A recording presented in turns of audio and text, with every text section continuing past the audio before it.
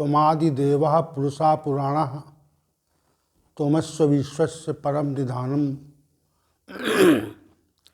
वेत्तासि वेद्यं च परम च धाम त्वया ततं विश्वमनंत रूप।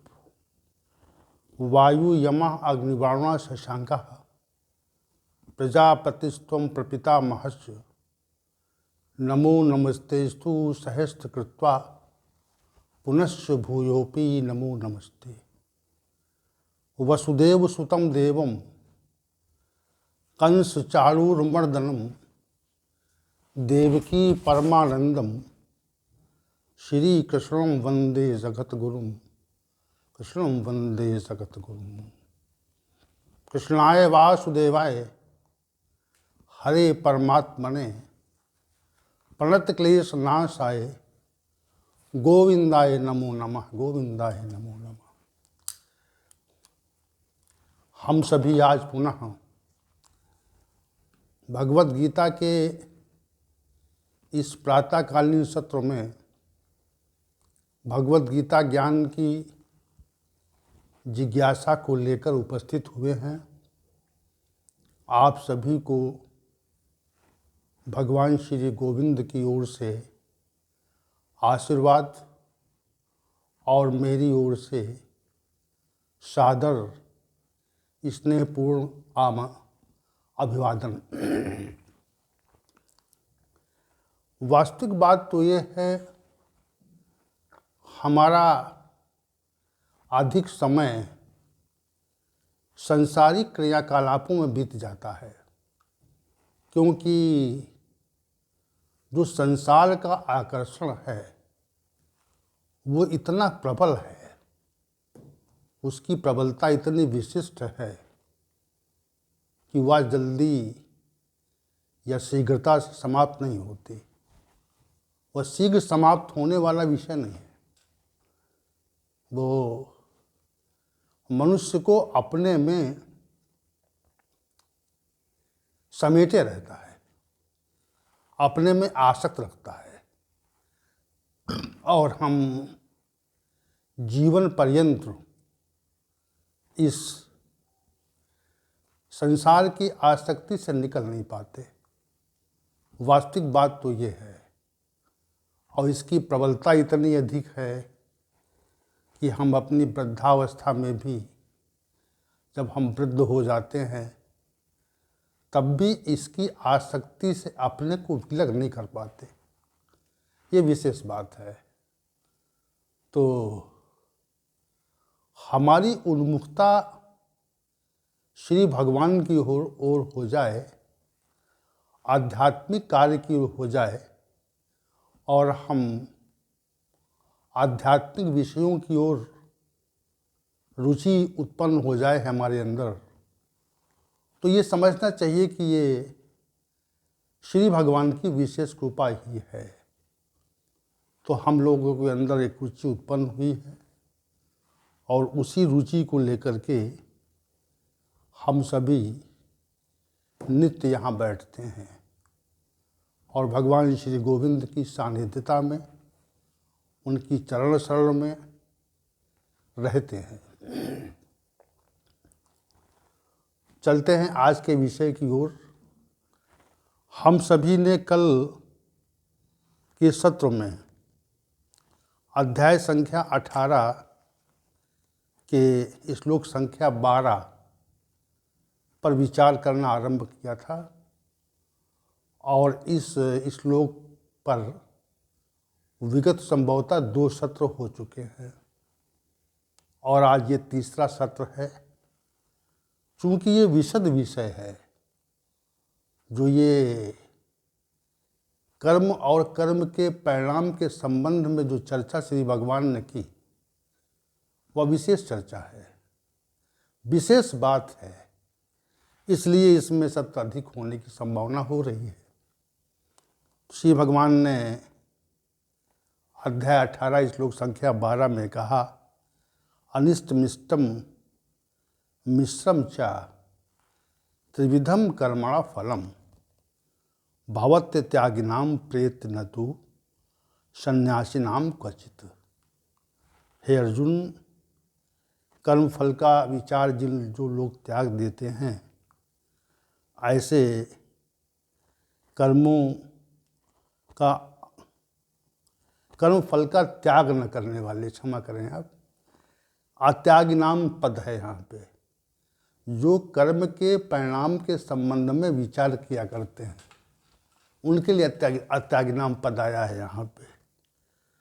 तो कर्मों का अनिष्ट और इष्ट तथा मिश्रित 3 विधियों का परिणाम मृत्यु के उपरांत होता है, परंतु जिसने कर्म फल के संबंध में विचार करना छोड़ दिया है, वो कर्म फल के आशय से बच जाता है।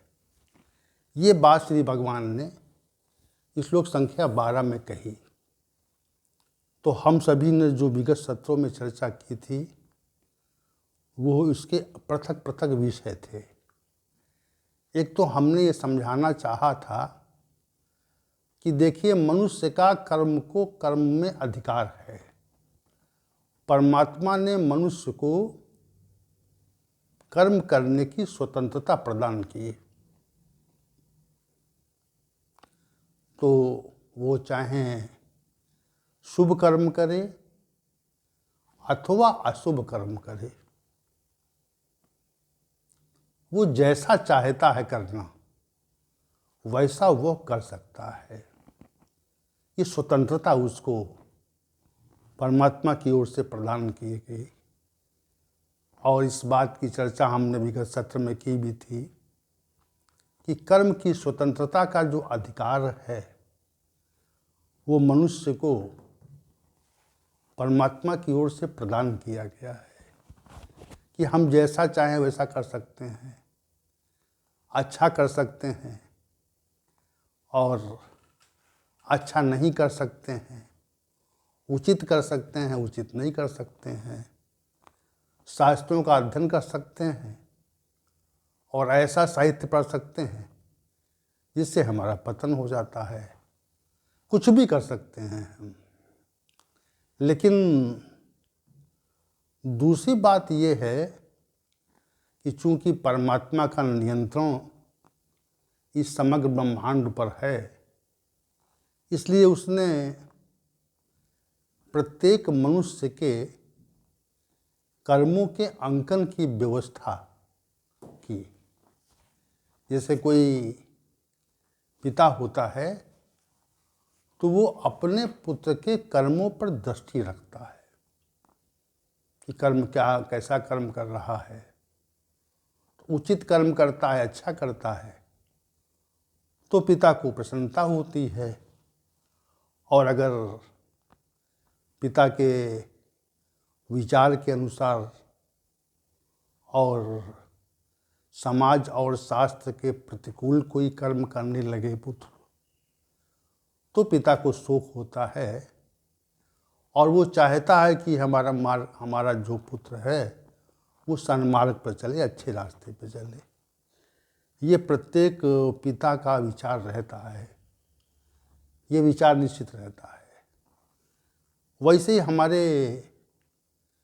हमारी जो नियंत्रात्मक शक्ति परमात्मा है, उसका भी विचार रहता है कि हम अच्छा करें, शुभ करें, और उसको प्रसन्नता होती है जब देखता है वो कि हमारा पुत्र कुछ शुभ कार्य कर रहा है, और तब अब अप्रसन्नता होती है जब वो देखता है कि हमारे पुत्र जो है गलत रास्ते पे है। तो दूसरी बात जो हम ये कह रहे थे कि परमात्मा ने प्रत्येक मनुष्य के कर्मों के अंकन की, उसका लेखा जोखा करने की व्यवस्था भी की, और असंख्य मनुष्य और उनके द्वारा किए गए 3 प्रकार के कर्म, मनसा, वाचा और कर्मणा, तीनों के अंकन की बहुत बृहद व्यवस्था परमात्मा के द्वारा की गई। और ये अंकन इतना विशिष्ट होता है उसमें रंच मात्र त्रुटि नहीं होती, उसमें किसी भी त्रुटि की संभावना ही नहीं है। क्यों नहीं है? क्योंकि प्रकृति ने अपने ही यंत्र हमारे शरीर में लगा दिए। प्रकृति जो परमात्मा मनुष्य के कर्मों की अंकन की व्यवस्था करती है, उसी प्रकृति ने अपने कुछ यंत्र इस मानव शरीर में लगा दिए और उसी के माध्यम से सब अंकन हुआ करता है। मन है, बुद्धि है, आत्मा है, इंद्रिय कर्ण 10 5 बाह्य कर्ण, 5 अंतःकरण। तो जो कुछ भी हम अपने शरीर से करते हैं और जो कुछ भी हम बोलते हैं और जो कुछ भी हमारे मन में विचार आता है, ये सारे 3 प्रकार के कर्म, मनसा वाचा कर्मणा, इन तीनों प्रकार के कर्मों के अंकन की व्यवस्था सटीक, पारदर्शी, सम्यक व्यवस्था परमात्मा के द्वारा की गई। क्यों की गई? प्रश्न ये उठता है कि हम कर्म करते हैं और हमारे कर्मों पर परमात्मा की दृष्टि क्यों रहती है? ये बात उठ जाती है यहाँ पे। जैसे कोई बड़ा अधिष्ठान होता है, बहुत अधिक अधिष्ठान में बहुत से कर्मचारी कार्य करते हैं, तो जो अधिष्ठान का स्वामी होता है, जो उसको नियंत्रित करता है, तो वो अधिष्ठान में कैमरे लगवा देता है। तो लगवाता है, कैमरे इसलिए लगाए जाते हैं ताकि जो वहाँ पर कर्मचारी कार्य कर रहे हैं उनकी गतिविधि पर नियंत्रण रखा जा सके, देखने के उद्देश्य से कि हमारे अधिष्ठान में जो भी कर्मचारी कार्य कर रहे हैं वह क्या कर रहे हैं, अपना कार्य उचित रूप से कर रहे हैं अथवा नहीं कर रहे हैं। इसी के निरीक्षण के लिए अधिष्ठान ने कैमरे अपने कार्यालयों में या कार्यस्थल में स्थापित किए। एक हमने उदाहरण दिया, तो वैसी ही व्यवस्था परमात्मा के द्वारा हमारे मनसा वाचा कर्मों के अंकन के संदर्भ में की गई और हमारे जो समग्र कर्म हैं उनका पूरी तरह से अंकित किया जाना परमात्मा की व्यवस्था में संभव हो सका। तो दूसरी बात जो हमने कही थी, पहली बात तो थी कर्म के अधिकार की स्वतंत्रता के संदर्भ में कि मनुष्य स्वतंत्र है, जो चाहे करे, और दूसरी बात ये कही थी कि कर्मों के अंकन की जो व्यवस्था है वह परमात्मा की सज्ञानता में नित्य निरंतर होती रहती है। ऐसा कोई कर्म नहीं है जो परमात्मा की दृष्टि में न हो, उसकी अंकन में न हो। ऐसा क्यों होता है? ऐसा इसलिए होता है क्योंकि कर्म फल का अधिकार परमात्मा के पास है। कर्म फल का अधिकार परमात्मा ने अपने पास सुरक्षित रखा हुआ है, उसमें कोई दो तथ्य नहीं है। जो मनुष्य जिस प्रकार का कर्म करता है उस मनुष्य को उसी प्रकार के परिणाम की निश्चित रूप से प्राप्ति होती है। यह निश्चित व्यवस्था है। इस व्यवस्था को कभी भी भुला पाना, समाप्त कर पाना संभव नहीं है। तो कर्म के परिणाम, कर्म के संपादन की स्वतंत्रता और कर्मों के अंकन की व्यवस्था और फिर उसके कर्मों के परिणाम का विनिश्चय, तीसरी बात हो गई कि किस कर्म का परिणाम क्या होगा, इसका विनिश्चय। और चौथी बात है हमारे कर्म फलों का प्रकटीकरण। ये चार बातें हैं।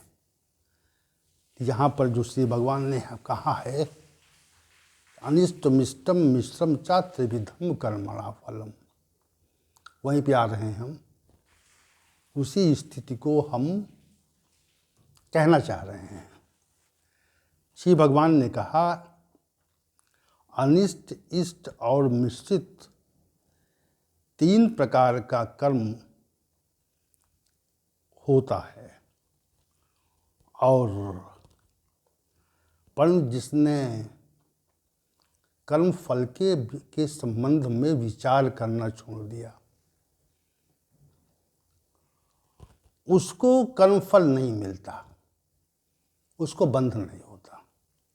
ये इसका विषय है। तो थोड़ा सा जो विचार हमने किया चार बातों पे, कर्म के अधिकार के संबंध में स्वतंत्रता और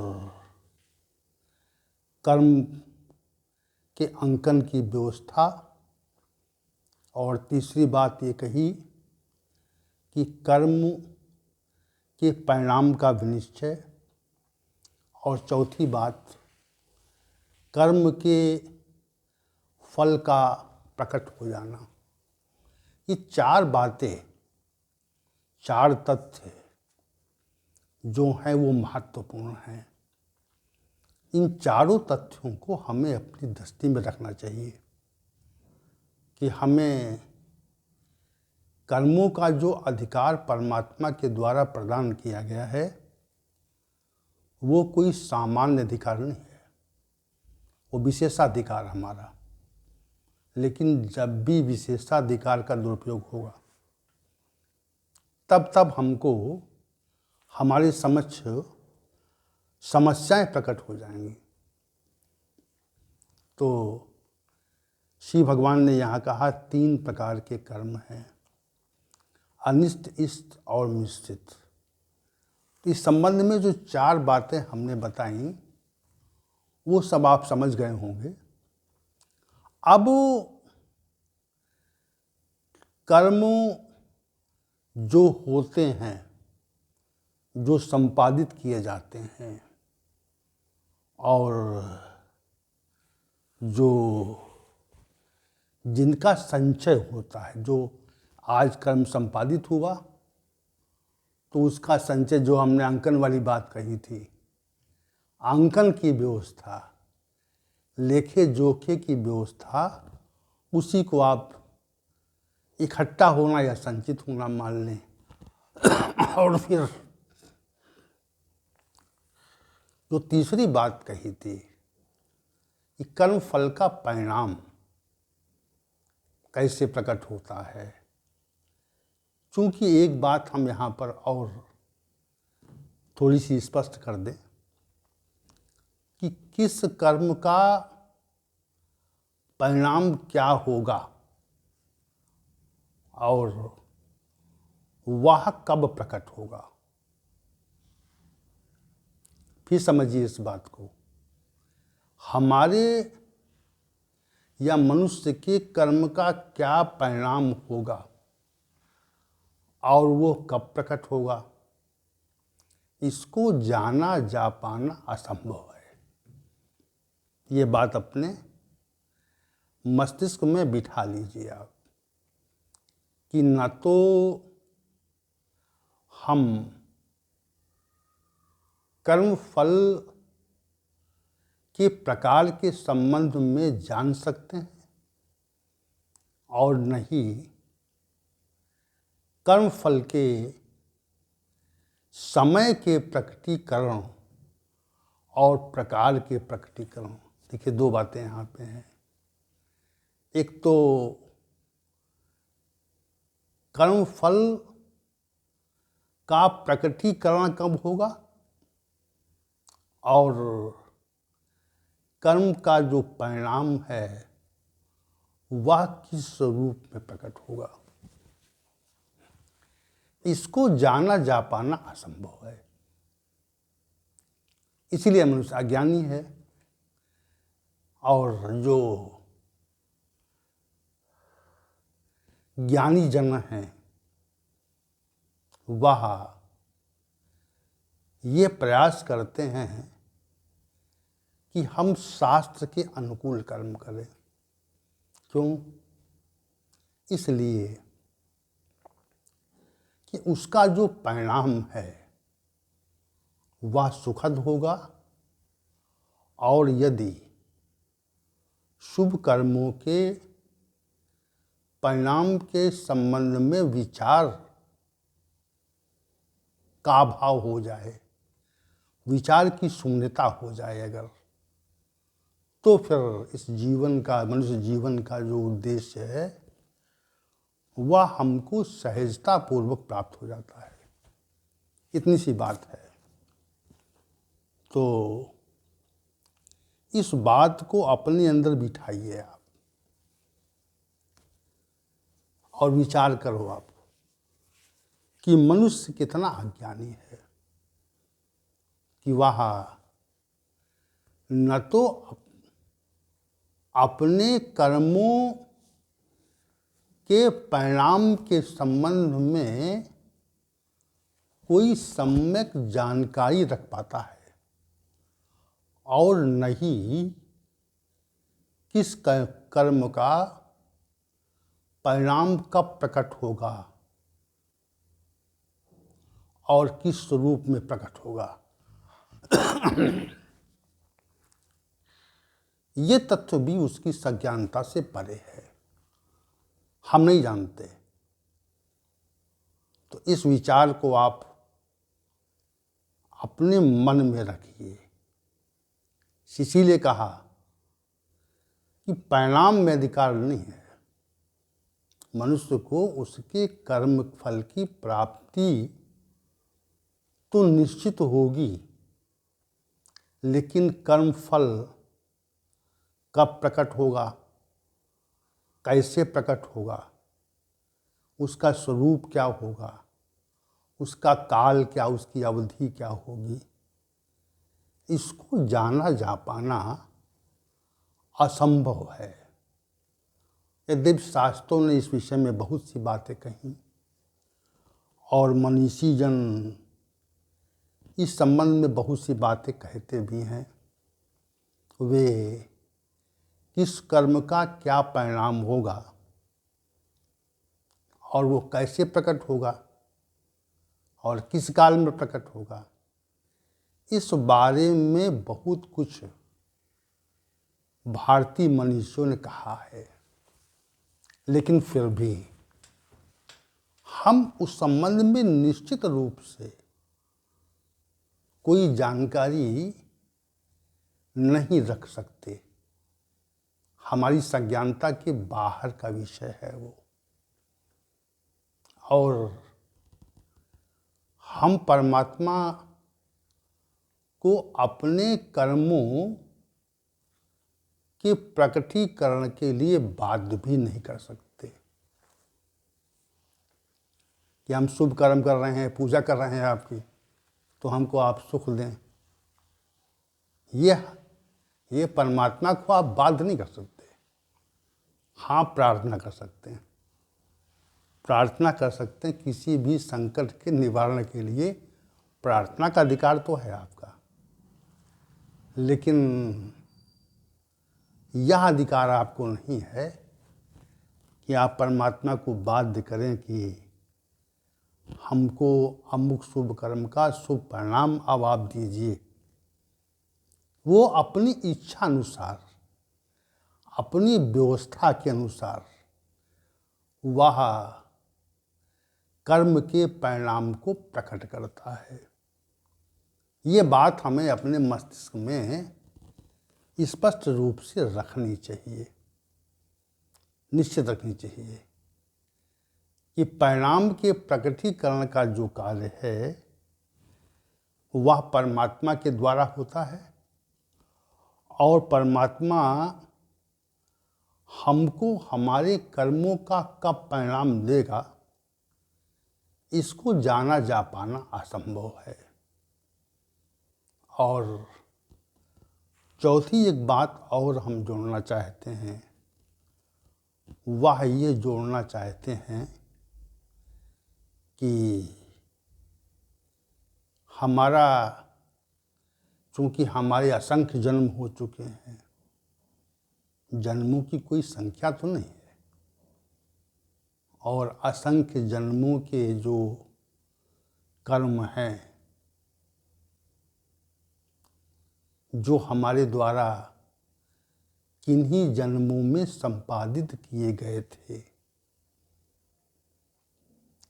उनका भी परिणाम किसी जन्म में या इस जन्म में प्रकट हो जाता है, हो सकता है। जैसे कोई मनुष्य पर कोई गंभीर दुख या शोक आ जाए तब मनुष्य कहता है कि हमने तो इस जन्म में ऐसा कुछ गंभीर अपराध नहीं किया था जिसका परमात्मा ने इतना गंभीर परिणाम हमको दिया। हमने इस जीवन में जो हमारे सामने है, जो हमारे सामने जन्म है, तो उस जन्म में हमने ऐसा कोई दुखद या प्रतिकूल कर्म नहीं किया था, परंतु हमको इतना गंभीर परिणाम मिला। तो फिर ये कहते हैं, ये तर्क लगाते हैं कि हमारे किसी पूर्व जन्म के कर्म का परिणाम आज इस जन्म में प्रकट हुआ। ऐसा विचार करते हैं, अनुमान लगाते हैं आदि आदि। लेकिन किस जन्म का परिणाम इस जन्म में हमको प्राप्त होगा, इस संबंध में हमारे पास कोई सम्यक ज्ञान नहीं है, सम्यक जानकारी नहीं है। हम नहीं जानते कि इस जन्म में हम किन जन्मों में संपादित किए गए शुभ अशुभ और मिश्रित कर्मों का परिणाम भोग रहे हैं। हमको जानकारी नहीं होती इस संबंध में। ये विशद बात है, क्योंकि हमारी जो स्मृति है, पूर्व जन्मों के संबंध का जो ज्ञान है, उसको पूरी तरह से विस्मृत कर दिया गया, हटा दिया गया। जैसे कोई ज्ञान है, जानकारी, विषय है, उसको हम डिलीट कर देते हैं, हटा देते हैं। उसी प्रकार से पूर्व जन्मों के संबंध में और पूर्व जन्मों में संपादित किए गए कर्मों के विषय में हमारे पास कोई ज्ञान या जानकारी नहीं है, हम उस संबंध में कुछ जानते नहीं हैं, लेकिन उसका परिणाम प्रकट हो सकता है। पूर्व जन्मों के परिणाम इस जन्म में प्रकट हो सकते हैं, ऐसा शास्त्र और मनीषी कहते हैं। और विचार करने पर, तार्किक रूप से इस विषय पर ध्यान देने पर ऐसा लगता है कि ये बात सही है। किसी को बहुत